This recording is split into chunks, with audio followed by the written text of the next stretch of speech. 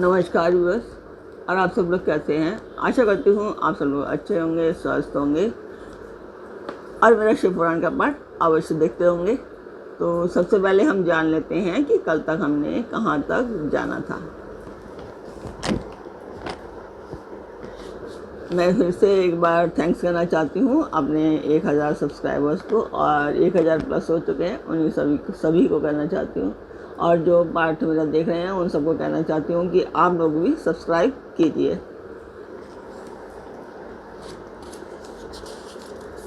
तो सबसे पहले हम जान लेते हैं कि कल तक हमने कहाँ तक जाना था। तो कल तक था कि दोनों नेत्रों तथा मस्तक के रोग में और कुष्ठ रोग की शांति के लिए भगवान सूर्य की पूजा करके ब्राह्मणों को भोजन कराएं। तदंतर 1 दिन, 1 मास, 1 वर्ष अथवा 3 वर्ष तक लगातार ऐसा साधन करना चाहिए। इससे यदि प्रबल प्रारब्ध का निर्माण हो जाए तो रोग एवं जरा आदि रोगों का नाश हो जाता है। इष्ट देव के नाम मंत्रों का जप आदि साधन वार आदि के अनुसार फल देते हैं। रविवार को सूर्य देव के लिए, अन्य देवताओं के लिए तथा ब्राह्मणों के लिए विशिष्ट वस्तु अर्पित करें। यह साधन विशिष्ट फल देने वाला होता है तथा इसके द्वारा विशेष रूप से पापों की शांति होती है। सोमवार को विद्वान पुरुष संपत्ति की प्राप्ति के लिए लक्ष्मी आदि की पूजा करें तथा सपत्नीक ब्राह्मणों को घृत पक्व अन्न का भोजन करवाएं। कल तक यहाँ तक था। और अभी मैं बता देती हूँ, जो लोग नए हैं, जो पहली बार पाठ देख रहे हैं, तो उनको बता देती हूँ ये पाठ एक शुभ कार्य है, मंदिर के लिए है। और इसमें मैं आप सब लोगों का सहयोग चाहती हूँ कि आप लोग सब्सक्राइब करें, लाइक करें और शेयर करें, और अपने परिवार और मित्रगणों को भी सब्सक्राइब एंड शेयर करने के लिए आवश्यक है। तो जिस मंदिर का मैं वर्णन कर रही हूँ उस मंदिर के मैं वीडियो डालती हूँ, आप लोग देखें और मुझे बताएं कि आपको मेरा पाठ कैसा लगता है, आपको शिव पुराण कैसी लगती है। कमेंट बॉक्स में मुझे अवश्य बताया कीजिए।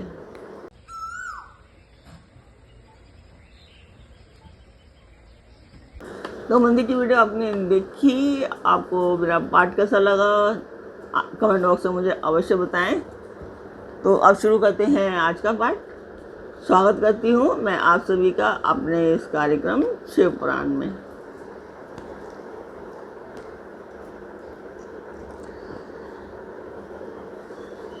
तो अब शुरू करते हैं। मंगलवार को रोगों की शांति के लिए काली आदि की पूजा करें तथा उड़द, मूंग एवं अरहर की दाल आदि से युक्त अन्न ब्राह्मणों को भोजन कराएं। बुधवार को विद्वान पुरुष दधि युक्त अन्न से भगवान विष्णु का भोजन पूजन करें। ऐसा करने से सदा पुत्र, मित्र और कलत्र आदि की पुष्टि होती है। जो दीर्घायु होने की इच्छा रखता हो वह गुरुवार को देवताओं की पुष्टि के लिए वस्त्र, यज्ञोपवीत तथा घृत मिश्रित खीर से यजन पूजन करें। भोगों की प्राप्ति के लिए शुक्रवार को एकाग्रचित्त होकर देवताओं का पूजन करें और ब्राह्मणों की तृप्ति के लिए षड्रस युक्त अन्न दें। इसी प्रकार स्त्रियों की प्रसन्नता के लिए सुंदर वस्त्र आदि का विधान करें। शनिश्चर अपमृत्यु का निवारण करने वाले हैं। उस दिन बुद्धिमान पुरुष रुद्र आदि की पूजा करें। तिल के होम से दान से देवताओं को संतुष्ट करके ब्राह्मणों को तिल मिश्रित अन्न भोजन कराएं। जो इस तरह देवताओं को की पूजन करेगा वह आरोग्य आदि फल का भागी होगा।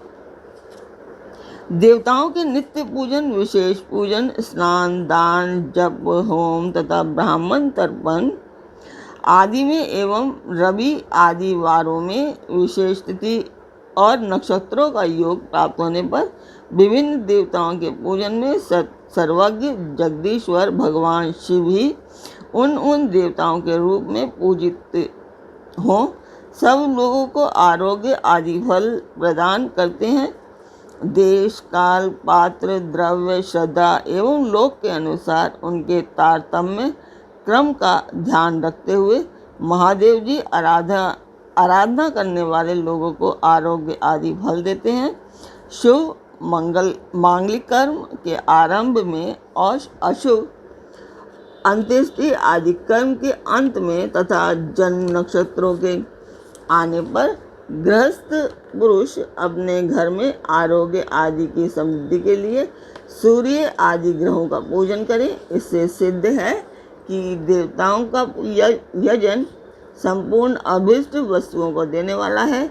ब्राह्मणों का देव यजन कर्म वैदिक मंत्र के साथ होना चाहिए। यहाँ ब्राह्मण शब्द क्षत्रिय और वैश्य का भी उपलक्षण है।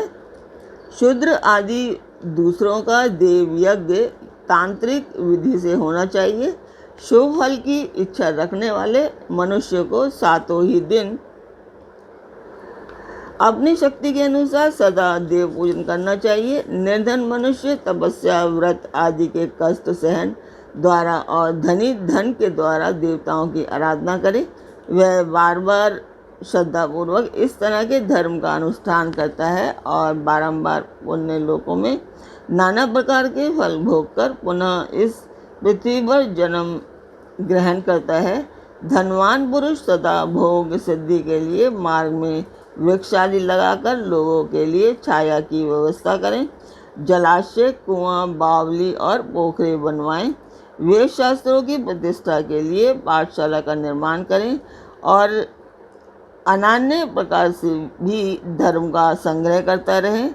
धनी को यह सब कार्य सदा ही करते रहने चाहिए। समय अनुसार पुण्य कर्मों के परिपाक से अंतःकरण शुद्ध होने पर ज्ञान की सिद्धि हो जाती है। जो इस अध्याय को सुनता, पढ़ता अथवा सुनने की व्यवस्था करता है उसे देवयज्ञ का फल प्राप्त होता है।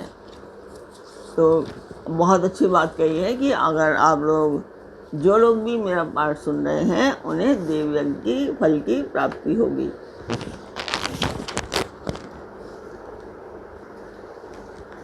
तो वो पाठ पूरा होता है। अभी आगे शुरू होता है कि देश काल पात्र और दान आदि का विचार किस तरह से शिव पुराण में किया गया है। तो ऋषियों ने कहा कि समस्त पदार्थों के ज्ञाताओं में श्रेष्ठ सूत जी अब आप क्रमशः देश काल आदि का वर्णन करें। तो सूत जी बोले, महर्षियों, देवयज्ञ आदि कर्मों में अपना शुद्ध ग्रह समान फल देने वाला होता है, अर्थात अपने घर में किए हुए देवयज्ञ आदि शास्त्रोक्त फल को सम मात्रा में देने वाले होते हैं। गौशाला का स्थान घर की अपेक्षा 10 गुना फल देता है। जलाशय का तट उससे भी 10 गुना महत्व रखता है तथा जहाँ बेल, तुलसी एवं पीपल वृक्ष का मूल निकट हो वह स्थान जलाशय के तट से भी 10 गुना फल देने वाला होता है। देवालय को उससे भी 10 गुने महत्व का स्थान जानना चाहिए। देवालय से भी 10 गुना महत्व रखता है। तीर्थ भूमि का तट उससे 10 गुना श्रेष्ठ है। नदी का किनारा उससे 10 गुना उत्कृष्ट है। तीर्थ नदी का तट और उससे भी 10 गुना महत्व रखता है सप्तगंगा नामक नदियों का तीर्थ। गंगा, गोदावरी, कावेरी, ताम्रपर्णी, सिंधु, सरयू और नर्मदा, इन 7 नदियों को सप्तगंगा कहा गया है।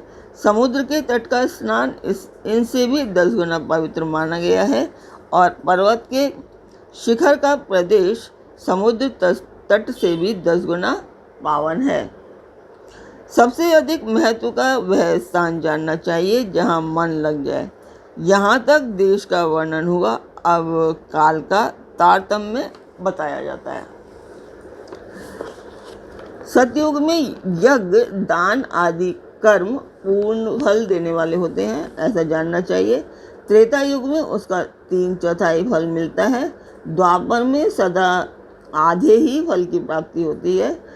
कलयुग में 1/4 ही फल की प्राप्ति समझनी चाहिए और आधा कलयुग बीतने पर उस चौथाई फल में से भी 1/4 कम हो जाता है। शुद्ध अंतःकरण वाले पुरुष को शुद्ध एवं पवित्र दिन सम फल देने वाला होता है। विद्वानों, ब्राह्मणों, सूर्य संक्रांति के दिन किया हुआ सत्कर्म पूर्वोक्त शुद्ध दिन की अपेक्षा 10 गुना फल देने वाला होता है, यह जानना चाहिए। उससे भी 10 गुना महत्व उस कर्म का है जो विष्णु नामक योग में किया जाता है।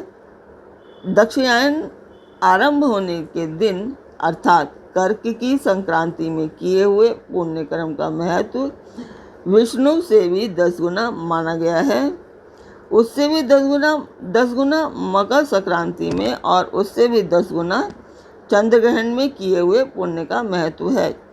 सूर्य ग्रहण का समय सबसे उत्तम है, उसमें किए हुए पुण्य कर्म का फल चंद्र ग्रहण से भी अधिक और पूर्ण मात्रा में होता है। तो आज का पार्ट में यहीं पर पूर्ण करती हूँ और कल फिर मिलेंगे एक नए पार्ट में, एक नए उमंग, एक नई तरंग के साथ। तब तक के लिए ओम नमः शिवाय।